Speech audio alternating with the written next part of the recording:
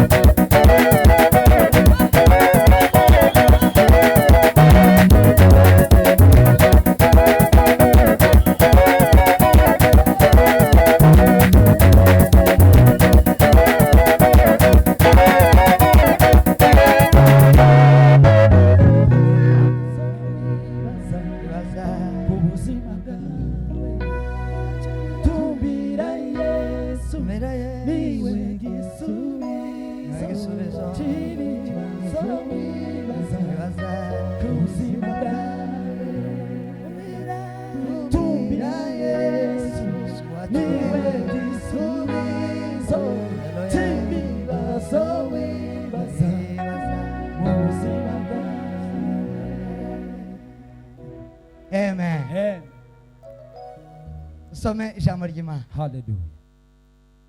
Some ubutumwa bwiza bwa Matayo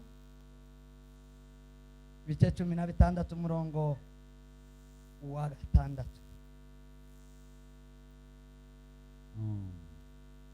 Bibiliya iravuze ngo Yesu narambuye igiswahili 16. umuntu ufite Yes. Ikinyarwanda cyangwa Bibiliya jambo ry'Imana zakufasha. Nje mfite igiswahili. Yes. Yesu akawaambia, angalieni, jilindeni na chachu ya Wafarisayo na Masadukayo. 12 muri ico gice. Biblia iravuze ngo ndipo walipofahamu ya kuwa hakuwaambia kujilinda na chachu cha mkate, bali na mafundisho ya Wafarisayo na Masadukayo. Amen. Amen. Aba Matayo 16 umurongo wa 6 turasimba dusome no wa 12. Yeah. Yesu arababwira ati mumenye mwirinde Yego. umusemburo w'Abafarisayo n'Abasadukayo. 12 Mhm. nuko bamenya yuko atababwiye ko birinda umusemburo w'imitsima, ahubwo ko birinda imyigishirize y'Abafarisayo n'Abasadukayo. Amen. Amen. Turangirize mu Korinto. Abakorinto ba mbere 5 umurongo wa 7. Yego. Nuko nimwiyezeho umusemburo wa kera kugira ngo mube iroberisha, mube mutakiriho umusemburo wa kera koko, kuko Pasika yacu yatambwe ari we Kristo. Amen. Mwakira ijambo ry'Imana. Turishima Imana. Mana ishimwe y'Umwami wacu Yesu Kristo. Amen.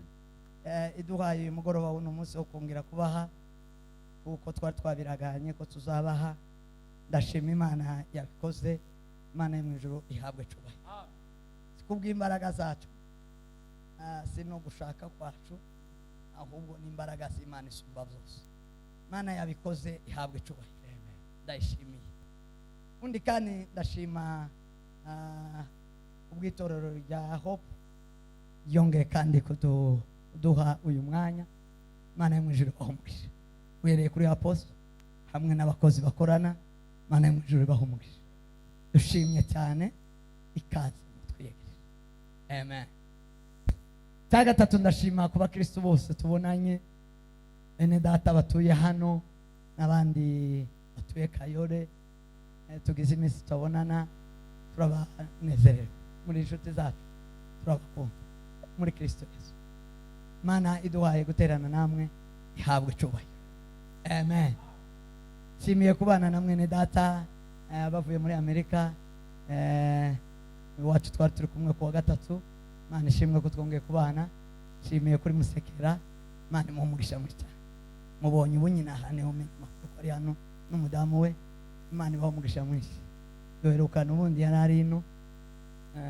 Imana ishimwe ko tubona ni inshuti muri Kristo Yesu, twabanye kuva kera mu bitaramo. Uracakunda igitaramo? Imana imuhumugisha. Sema amen. Iriya hirya hari ibintu byinshi byotuma abantu badatara. Iriya hari ifaranga ryinshi. Iriya hari ifaranga ryinshi yotuma abantu badatara. Tuma abantu badakunda gutara. Siko byinshi. Hari ifaranga ryinshi. Hari abantu bamwe azakana ngo ntari bayo, ariko mbivugiye kubera ko turi kumwe na Musekera. Azambwira ngo haba ifaranga. Uyu wacu azambwira ngo irahari ifaranga. Nimwumvishe wenyine ko byivuze. Zirahari. Mwitegura nimutifanga neza, muzota Imana, mutora ifaranga. Kandi nizo mukenye cyane. Sizo zikenye hano. Hano dukenye ikintu cyitwa ifaranga wa bikomeye. Sema amen. Iriya apostle uzosubira ugira agatatu iriya. Nitugera muri Amerika uzogira gatatu, tuzomenya abantu. tuzomenya abandiri bumivyizi agatatu bamoyize tuzatureba kazi akaza gutara. Sema amen. Imana ishimwe rero ko turi kumwe na bene data, turabanezerewe kandi Imana ishimwe ko ari ikivuze, hari icyo Imana yavuze. Sema amen. Bamusekera kandi ndakinezerewe. Hanyuma tugiye kuganira ijambo ry'Imana, ndongera ndakomereza ajya nayiringeze. Sema amen. Bundimwo gushaka Imana bundi bushe, turigera dushaka Imana tubona uko turacyari hasi, cyari bato nyabaro ababebe turabona Imana, turatangira kwishaka. Nivyo zuzuye umutima wanje mvuga ngo wa Mana we urihe nishurira niyereke wa Mana ko turemye ngo tube ishusho ya dusena uko ishusho ni ya Kristo, ishusho fite ya Kristo, turasa mare za guhabwa igisubizo kivuga ngo Imana Data ituzarira ijambo ryayo iyo ryageze mu gutwi. Iyo gutwi kwacu kumvise ijambo ry'Imana nimwo idutwitira ikatuzara tugasa nayo. Sema amen. Sema amen. Imana ituvuka dusa nayo. Oya bumunsi abakura ba mbere Adamu na Eva bava mu bwiza bw'Imana, n'uruzaro rwabo directement rwahise ruvamo, hasigaye kumva kwabo. Munsi yabahamagaye ngo murihe barumva barasubiza. ni uko nguko wamubu uwo murongo abazumva Imana, abazumva ijambo ryayo, abazumva ijwi ryayo nibo bazayitaba, nibo bazasa nayo. N'uwo murongo ndawo. Sema amen. Sema amen. Ngira umugambi rero wo gushaka Imana, kurikiranye ijwi ryayo, kurikiranye ijambo ryayo. Sema amen. Imana wotondagira ijambo ryayo oyibona. Imana wokumva ijambo ryayo ukarigira wosa nayo. Ti woswa gusa n'abahinda, ti wosa n'abasi, tibishoboka pete. Ti woswa kuvuga ngo urasa na mwarimu, tibishoboka. Cyangwa ngo urasa na nyoko, kandi urasa na nyoko cyane gusumba. Uraga ko amarakara ngo urasa na ese harike ubu ngo umuntu wabungira ngo urasa na nyoko akarakara. Ariko none haracyari bamwe bagigira agize Imana kwe. Petero urasa na nyoko biteye ubwo.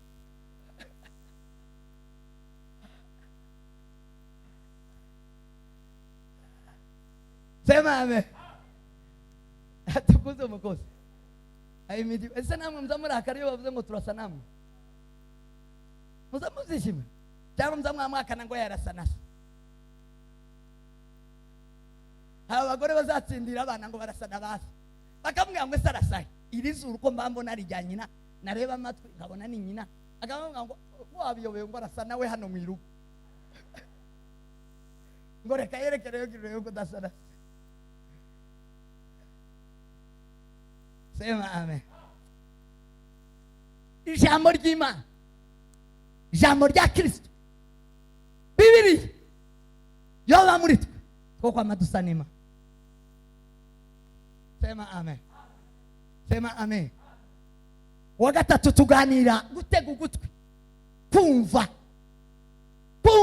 bizana ubwenge, kumva bizana guhinduka, kumva bizana imbaraga, kumva bizana umwete. Tawokora icyo atazi, umuntu azakora icyo yumvishije, kandi icyo wumvishije nicyo wamenye. Icyo utumvishije ntukizi. Sema amen. Sema amen. Atukuzo umukozi. Ayimidiwe Bwana wangu. Pasaka rero, ariko ipasaka yabagizeho imbaraga namwe. n'isi yose. Ariko pasaka ashima Imana yaduhaye pasaka. Sema amen. Abantu batazabiziza pasaka ni icyaha. Kutiziza pasaka ni icyaha. Kwiziza pasaka ni itegeko. Kimwe no kuvuga ngo ntugasambane, tukibe, tukice, tukabeshya. Kwiziza pasaka ni itegeko. Bibiri iravuga ngo ni itegeko iteka ryose. Mani bwira aba Israeli ku 12 kuvayo. Irababwira ngo ibi muzozihize kugeza kubuzukuruza abana, ngo bazababaza ngo ese niki niki ko mdagiye ku kazi, niki ko habaya kaduvayo ka pasaka, niki ngo mubabwire ngo Imana data yadukuye muri Egiputa, yigeze kuturinda kirimbuzi, iraza turi mu muhano umwe n'abapagani, turi mu muhano umwe n'abanyegiputa, turi mu muhano umwe, yamitsemba iratemba turasiga, kandi twasigajwe niki na pasaka. Sema amen. Sema amen. Twabaza umwana w'intama utumare kubaga turawurya. Pasaka sukuyinjira no kuyirya. Pasaka sukwinjira no kuyirya. Yaravuze ngo nimwinjire mu nzu murye, nimara kurya uwo mwana w'intama ngo mufate amaraso muyasige ku bihamamizo by'inzu, ngo nimumara mugume muri iyo nzu ngo ntimuyisohokemo, hanyuma ngo ndatuma kirimbuzi ngo nazazaza ngo naca ku nzu yanyu nahabona amaraso akumva umushiriri ko mwamurya, ngo ahushuke ngo agere ku yindi ya kabiri ayo abone nta maraso nta n'umushiriri atseme. Nuko byageze ni nako bizosohoka kugeza pasaka kutiziza pasaka ngo kwiba no kwiba amaturo. Kutiziza pasaka ni icyaha ugomba kwihana muri Bibiliya. Sema amen. Sema amen. Pasaka rero niki? Pasaka ni igitambo. Iyo habaye igitambo ni incungu. Iyo habaye incungu haba hariho igihano. Nukuvuga ngo habaye igihano kimaze kubaho, habaho incungu yo gucungura burya wahanwe. Kristo ka pasaka yacu yabaye incungu yacu. Sema amen. Sema amen. Yabaye incungu y'urupfu twari gupfa, y'ibibazo twari guhura navyo, hanyuma Yesu araza atubera incungu, urupfu turarusiba, ubuti tukiba mu rupfu kubwa pasaka. Nico gituma ababonye pasaka, abariye pasaka tiboyibagirwa. Ni umunsi wo gutungurwa kwa wo kwibagirwa, umunsi wakize nk'urupfu, umunsi umwe urupfu rwaje neza ruranuka rurakuzunguruka nk'umuntu wagize imbanuka, imodoka igashirika narababona bagasohokamo. Uwo muntu yo kwibagirwa uwo munsi, none ni gute bazabibagirwa umunsi bakije, bazabibagirwa ukuntu bakize urupfu rw'ibyaha. Sema amen. Sema amen. Ubundi zino modoka ibi byose si urupfu Bibiri zivuga ngo urupfu ni icyaha, kuko icyaha nibwo rubori urupfu. Sema amen. Urupfu ni icyaha, nubona urarenganyije uri mu rupfu hagati, nubwo utahiye, nubwo utakomeretse nta maraso yavuye, uri mu rupfu wapfu. Sema amen. Kuko urubori rw'urupfu, imbaraga z'urupfu, iyo bavuga urubori ni imbaraga z'urupfu, nta kindi ni icyaha. Sema amen. Sema amen. Bibiliya rero itubwiye pasaka yacu, aravuga ngo pasaka yacu ngiyi kamabwire pasaka. Iyo tutavuze ejo bundi nanze gusubira mu zo twari turimo ubushi, kuko namwe mwari mu biri.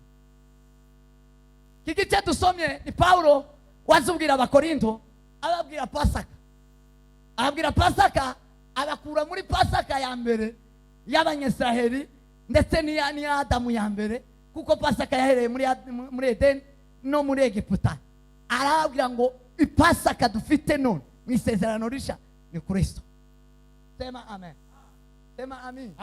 Ababwira uburyo begera Pasaka, uburyo bakira Pasaka ari we Kristo, uburyo bakira Kristo, uburyo Kristo ari buze kugera mu mitima yabo no mu bugingo bwabo. Arababwira ngo noneho mwiyeze.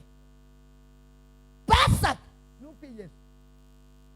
Pasaka arabwira ngo mwiyezeho imisemburo ya kera, mujiwoshe na chachu ya kale. Mwiyezeho imisemburo ya kera ngo muhinduke irobe risha. Sema amen. Ngo kuko iyo niyo Pasaka yake, kandi iyo Pasaka ni Kristo. Sema amen. Sema amen. Amen. Atukuzwe Mwokozi. Asifiwe. Ahimidiwe Bwana wa mabwana. Asifiwe, asifiwe. Pasaka nukwiyezaho imisemburo ya kera. Pasaka nukwirega kumusita n'umwega. Pasaka nukwirega imihango n'imigenzo n'amadini ya kera y'abafarisayo y'abasogokuruza. Aramubwira ngo nimwiyezaho imisemburo, nimureke imisemburo y'imitima, ngo barabiyobegwa. Yesu yabwiye abigishwa ngo barabiyobegwa, ngo bakazabaza ngo se imitima hayo twagendanye ko ndayo dufite isembuwe ko ndayo dufite. Karavuga imitima.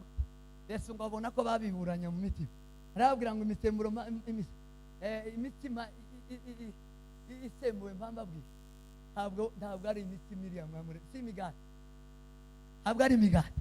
Icyo mbabwira ni inyigisho z'abafarisayo. Sema amen. N'abasadukayo. Inyigisho z'abafarisayo n'abasadukayo ni zihe? Ziri muri umoja. Nzi bino imuza makuru ziri ino. Inyigisho z'abafarisayo ziri mu matorero yacu, arimo abarevera n'ababishopu n'abapotre. Zirimo inyigisho z'abafarisayo. Abafarisayo bari bafite ibintu bibiri ishingiye ku nyigisho zabo muri bubone none. Kintu cya mbere abafarisayo bari bafite, ngo bari bazi neza ngo guharanira zino ntebe z'imbere. Intebe gusengerwa kwa pasiteri, kumuvugabutumwa, bari baragisohora musho yo gurekirita abafarisayo. Abahungu bose bariga, bose biga teoloji, bose. Muri mukubona abahungu ba Umoja na Kayobe bose bari muri teoloji buruburu. Izo ni inyigisho z'abafarisayo. Muravuga ngo noneho biracitse, yewe murantera amabuye. Ni wowe wampamagaye uncungira umutekano kugeza nsohotse hano ndaje, ariko ndavuga ukuri. Humure asa ubwo bari ndahumura, tupfe kunsiga muno. Duweze ese cyubahiro. Haleluya, haleluya, haleluya. Yeme muzamugira ngo kuja mu ijuru. Inzira yo kuja mu ijuru ni teoloji. Oya, inzira yo kuja mu bwami bwo mu ijuru si teoloji.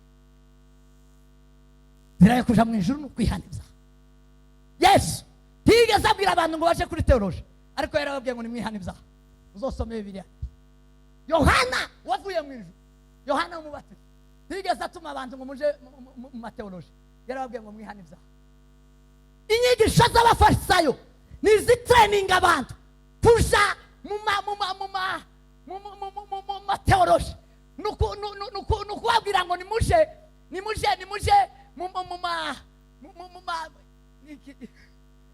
masiyasi, ariko mana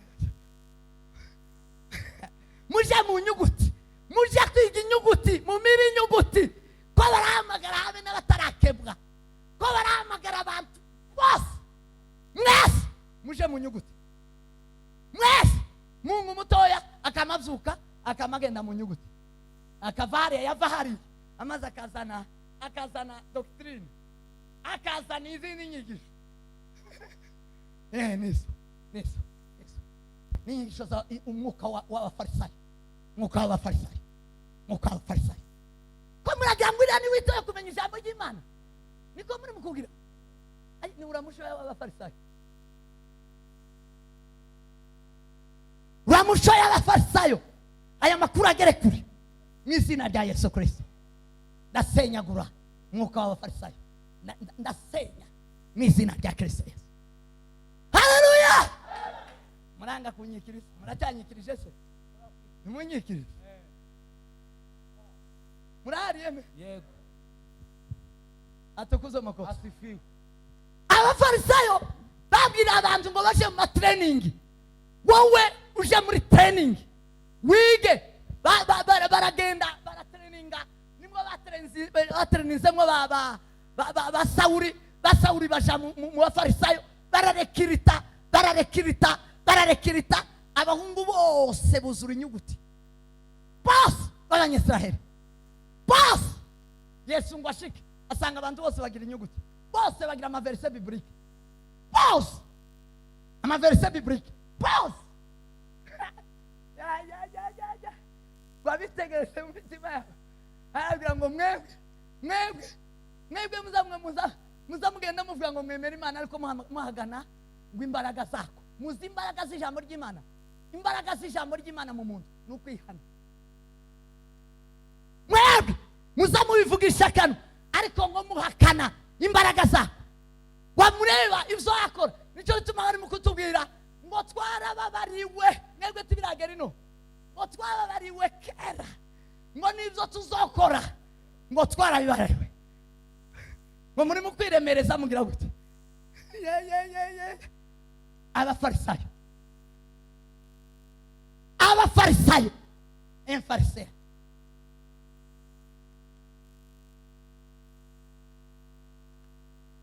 Murino. Amaverse biblique barayuzurana mu mutwe. Ariko tababuze gukora icyaha. Tababuze gukora ibibi. Tababuze pipi. Barasuzugura baramara ivy'ijambo ry'Imana. Mamara arababwira ngo muzamubivugisha kano ariko mugahakana imbaraga zako. Iyo muza kugira ijambo ry'Imana si ukumuwa mumeze. Mwaratinye icyaha mugatandukana naco. Paulo aravuga ngo amaze kuva mu bafarisayo nibwo yavuze ngo iwe arabambwe, ngo n'isi irabambwe kuri we, ngo ntawosingira uwundi. Kibaza abasanisi tibabananisi. Isi irabambwe tizibegeye nabo ubwabo barabambwe ku isi tibasana. Haleluya.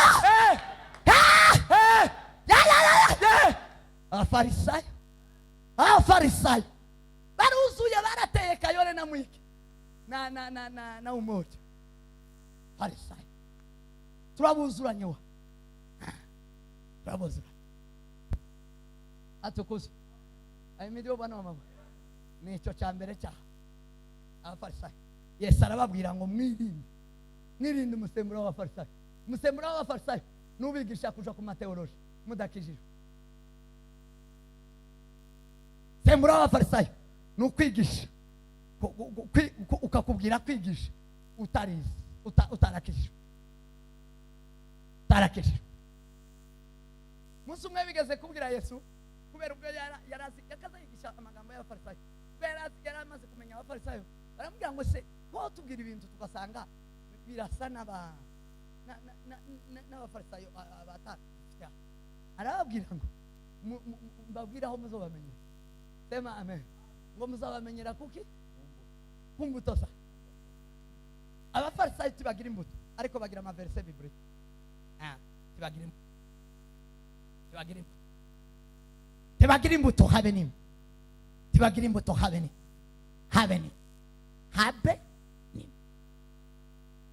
Tibagira imbuto. Ari amaverse biblique barayuzura. Bibiri iravuga Paulo mu Galatiya igice cya 5 umurongo wa 25. Tenzi witeguye kwaza kwaso. Haravuga ngo ufite izimu ngo ntategeko libihana. Wote walio na tunda hizi hakuna sheria naweza kumshika. Nisi no mwijuru kibagira ikibahana. Tategeko libahana. Kubera iki? Barahanitse. Bumva ijambo ry'Imana berimo.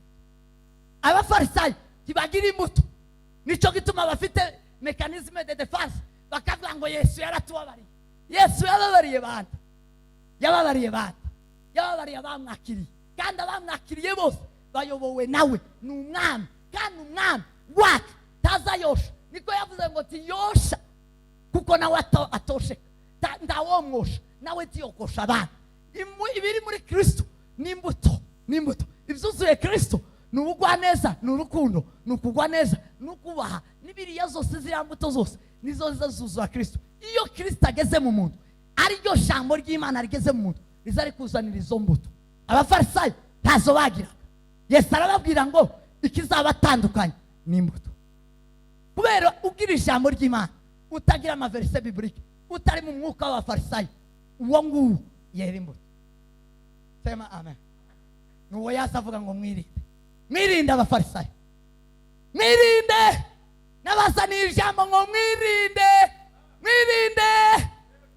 za teoloji, mwirinde abafarisayo, mwirinde amatekinike meshara. Sema amen. Sema amen. Atukuzwe Mwokozi. Asifiwe. Muravuga ngo noneho sinzi icyamuza aje kutubuza kwiga, kandi ejo sinaza amabwira mwige. Simbabujije ijambo ry'Imana, mbabujije mwuka w'abafarisayo. Mwuka w'abafarisayo ni amaverse biblique yo guhangana. Bakaza bahangana na Kristo ngo bakaza bamutera ibibazo. Kristo akama bamenya, akabasoma mu mitima yabo, akama bihore. Baba bafite Bibiliya yose mu mutwe, ndi muri mukubona ko bari mu kugira amahane. Tamande yo kagombye kubaho, bakaja kuri media bakama batuka abapasiteri.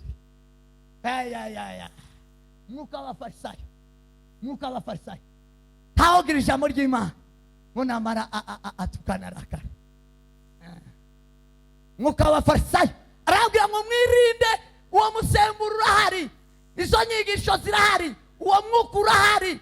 Bari mukupuriza gutyo, bakawupuriza bunyine zirahari, ziri gutyo, takuriha, ariko bakakubwira ngo ngwino, maze bagupompa utarakijijwe, maze usigarane gusa wo guhangana no kuzokubita, ugakubita kwezwa. Bibiliya iravuga ngo, Paulo aravuga, nta kindi twahamagariwe kwezwa. Sema amen. Amen.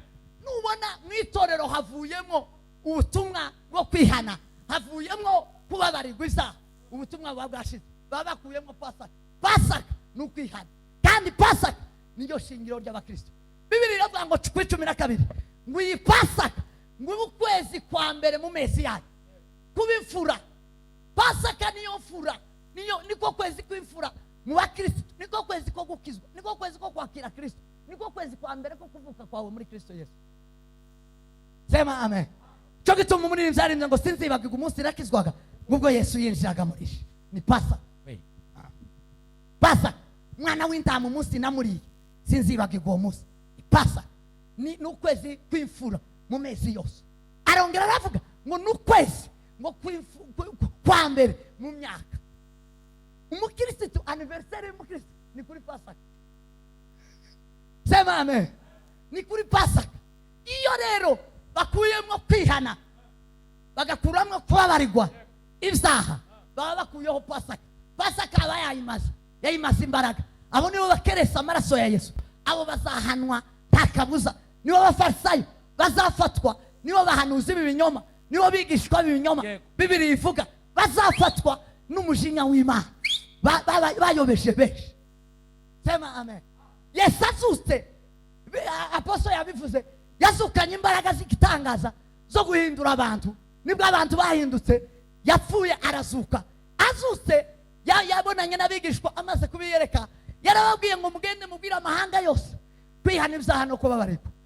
Iyo yabasezeye, mwabwire kwihana ibyaha no kubabarirwa. None iyi teoloji yaje yo kutubuza kwihana ni yande ni y'abafarisayo. Bwana asifiwe sana.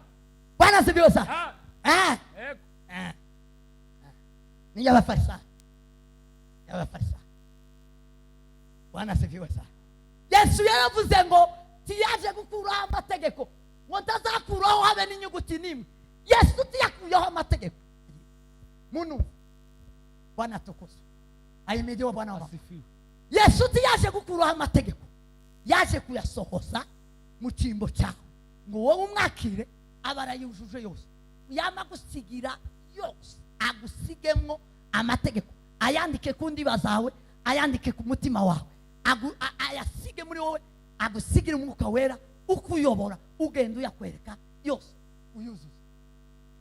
Yesu tiyaje kuyakuraho. Ari bakavuga ngo amategeko yavuye. Indobwi ubwami butagira amategeko n'ubuhe? Ubwo mwisi burayafite, ubwo mwijuru bugira amategeko.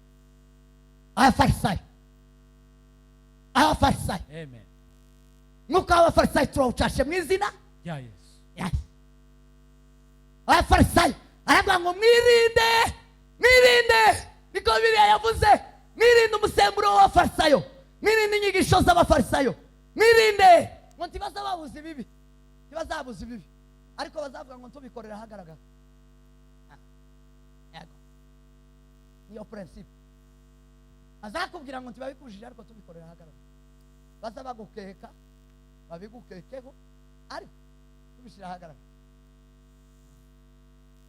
Ahubwo ahagaragara uzo wama wigira, uzo wama wigira, ufata ibitabo byinshi, ugendana ibitabo byinshi bitaguhana, bitaguhanura, bitaguca ku ngeso, ubigendane byinshi byinshi, mugendane ibitabo byinshi ariko bitabahana, bitanabahana. Bibiliya iravuga ngo uwo nkunda ndamucaha kanamuha. Bibiliya. Ariko mugendane ibyo bitabahana, bitanabaca. Ariko hano hanze ubigaragaze ko ufite za dictionnaire, ufite ijambo, ugendane za diplome n'amacertificate, uzuvuga ngo nigiye burugu, nigiye iriya, nigiye niriya, nigiye niri, dore ngiye. Okay, wegenda ngewe umwuka wa Farisayo. Sema amen. Amen. Sema amen. Winjiye mu ikanisa ndagucaha. Oya, ni liberté totale. Liberté totale. Paulo aravuga ngo singira uwanje ngo nigenge. Abari muri Kristo sababo ngo bigenge. Umubiri suwa. Sema amen. Amen. Sema amen. Atukuzwe makosi. Iyi mibiri si yacu abari muri Kristo Yesu. Bugingo subwa. Situkira abacu ngo twigenge. Twahindutse uwadukoye amaraso ye. Twarako iyo umuntu akowe aba yagiye, abagore bose bakowe aragiye basize iwabo, bama bagenda aho bakowe. Muzamusubirayo kubera iki mutazamusubirayo? Rero muri mugusubirayo ubunyine, mwombwira ngo ubunyine bigezweho ko murasubirayo, muri mugusubirayo. Iyo umuntu yakowe, sema amina. Nimekwisha patana na Yesu. Ahadi ni ndani. Mimi sindu wanje ngo nige, sindu wanje ngo ni twara uko shaka, sindu wanje ngo nambi niyambarira uko shaka. Oya, si buri fashion, si buri model yose ngo isoneshe gute uruwa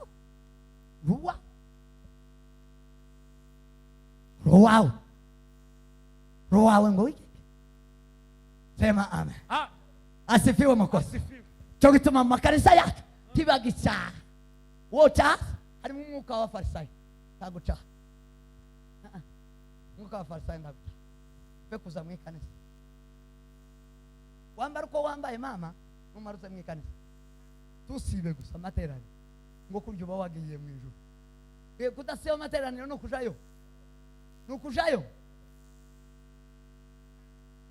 mwuka wa Farisayo gira ndangiza. Sema amen. W'abasadukayo, mwuka w'abasadukayo bakanaga nabo Pasaka, bangaga Pasaka cyane, bari banga ko nta muzuko, bakanaga umuzuko. Sema amen. Baruzuzanyaga n'abafarisayo, abafarisayo bahakanaga bagahakana kwihana upfa, abasadukayo bagahakana kuzuka. Baruzuzanya banga Pasaka. Abasadukayo bahakanaga ko nta muzuko kubaho, nta kuzuka kubaho, iyo umuntu aba apfuye kadavere byarangiye fini termine. Ya. Bwana asifiwe, Bwana asifiwe. Bwana asifiwe, Bwana asifiwe. Bwana asifiwe, Bwana asifiwe. Arabwira ngo nimwumva inyigisho z'abafarisayo z'abasadukayo. Abasadukayo bakabakuramo kuzuka kwa Kristo. Kuzuka kwa Kristo. Bakabakuramo ibyiringiro by'abazaza. Cyo gituma bamwe barimo kuvuga ngo titubizi. Unafikiri tutaenda mbinguni. Abandi ngo ndawavuye ngo aze kutubwira amakuru. Wese kwa bantu ko barapfa bajaye. Abantu umuntu yafa hakaba manunguniko. Manunguniko yo gupfa kumukristo. Manunguniko yo gupfa kumukristo. Cyo gituma muri mukuja kumarimbi. Muri mukuja kumarimbi iriya niho haba abakristo. Abakristo baba hariya ni hehe? Rangata. Abakristo baba rangata. Baba rangata. Uriya ni umwuka w'abasadukayo. Kuja rangata ni umwuka w'abasadukayo. Kandi uri hano umoja. Sinakubwiye ngo umfatire gusa umutekano. Naje kubabwira. Mwuka w'abasadukayo ngo nuwakana umuzuko. Uzuvuga ngo ntakuzuka aho twahanze umuntu muzamuja kuharirira niho ari niho ahora niho azahora zararangiye. Muri mukuvino mwese mukaba mwitera mwese mukambara udupira twanditseho abantu mukaba mushiriya. Hariya bera. Rangata abayabera. Rangata abayabera. Abasadukayo. Mwuka w'abasadukayo. Mwuka w'abasadukayo. Mwuka w'abasadukayo. Mwuka w'abasadukayo. Rangata tawe rubayo. Tawe. Bibiri iravuga ngo mu kuzuka kwa Kristo ngo yazukanye paradiso ayizamukana n'abera. Bafanye ibyiringiro. Yego. Yesu yarazutse azukana paradiso yari kwikuzimu. Yesu yabambe yarangije kuducungura. Abari mu isi yari yabarangije. Kuko yari yitwa ngo n'umwami w'abariho w'abazima n'abapfuye. Yesu yanga kugarukira ku musaraba kuko yari aturangije twebwe abariho. Aramanuka aje kuzimu gukura y'abandi. Mwebwe muri mukuja kureba ikuzimu gute? Kandi Kristo yarabakuyeyo. Mwuka w'abafarisayo abasadukayo. Haleluya! Aramanuka yari yagiye kuzamura paradiso. Yari yagiye kuzamura abamwungeri. Yari yagiye kuzamura barya bose bizera. Tibaba hariya tibaba rangata. Nta mwungeri ubarangata sinzoja kumushakirayo habe n'umusumu.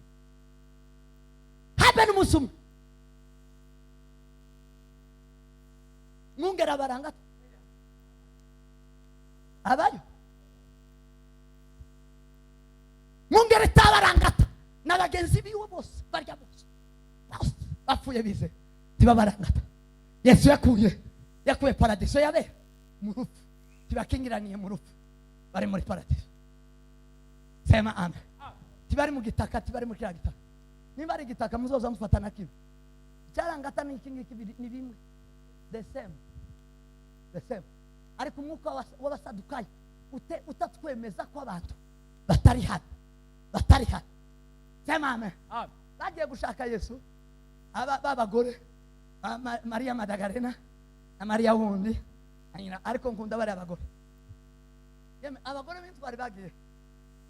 Yesu yavukiye mu bagore b'intwari bari abakobwa. Umukobwa Maria wari warifashe neza araheka. Ayifata neza yubaha Imana. Umukobwa abisugi kugeza amabere yuzuye igituza. Arapata atarabona umugabo. Atarasambana bataramukora mu mabere. Yesu Imana irasiyeje iramuto imumanurira Yesu avuka mwe. Wirangize Yesu amaze kuvuka agendana n'abagore bakije. Yakijije Maria Madagarena gucya abazimu abadayimoni barindwa. Maria Madagarena yamavuga ngo sizotandukana nawe kugeza tujanye mirere ni mirere yamamukurikira yamamutondaho amutonda kugeza Yesu Kristo. Kandi abo bagore tibabaga mu bigishwa, Mariya Madagarena na Mariya wundi na nyina wa Yesu.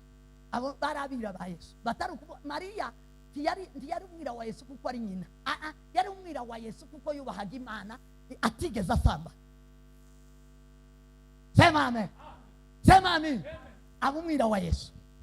Mariya nyina wa Yakobo, Mariya wundi nawe akunda Yesu.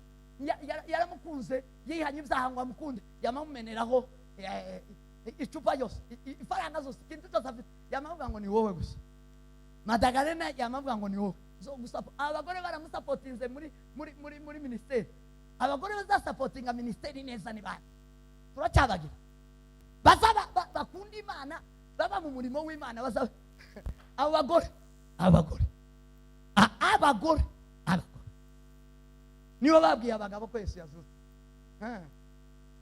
Nibo bavuze amakuru. Sema amen. Baraza ngo bashike. Marayika arababwira ngo se ko murashakira umuzima mu bapfuye, ko muraza gushakira umuzima mu bapfuye. Yeme turakijijwe.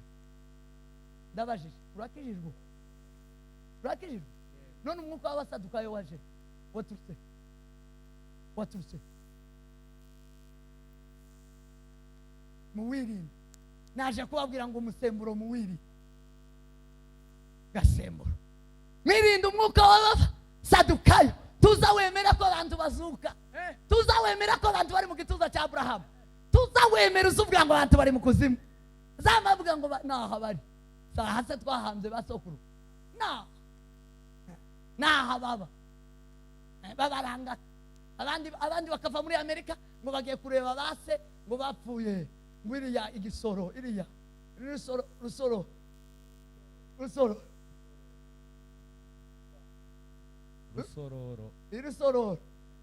akamava muri Amerika ngo agiye kureba se ngo rusororo iso. Yes, umuntu wakira Yesu Kristo, Biblia iravuga ngo bapfira mu mwana, ngo umwuka nawe arekiriza aravuga ngo ngo bashorerane n'imirimo yabo tukijanye na Yesu abahariya. Imva yiwe irarangaye, ikimenyetso cya mbere ko yazutse, imva yiwe irarangaye na bugingo. Ni ukuvuga ngo ibituro by'abera byose ibirimo abera bari muri Kristo Yesu. Haleluya, amen. Sema amen. Mwirinde umwuka w'abasadukayo. Mwirinde umwuka w'abasadukayo. Sema amen. Ni inyigisho zabo, ni imyumvire yabo, ni esprit yabo, ni umwuka wabo. Iyi myuka yaje ni abasadukayo n'abafarisayo. Iyo ngiyo wihakana Pasaka, kandi uhakanye Pasaka abahakanye Kristo. Pasaka yacu ni Kristo. Mwakira ijambo ry'Imana. Imana ibafashe.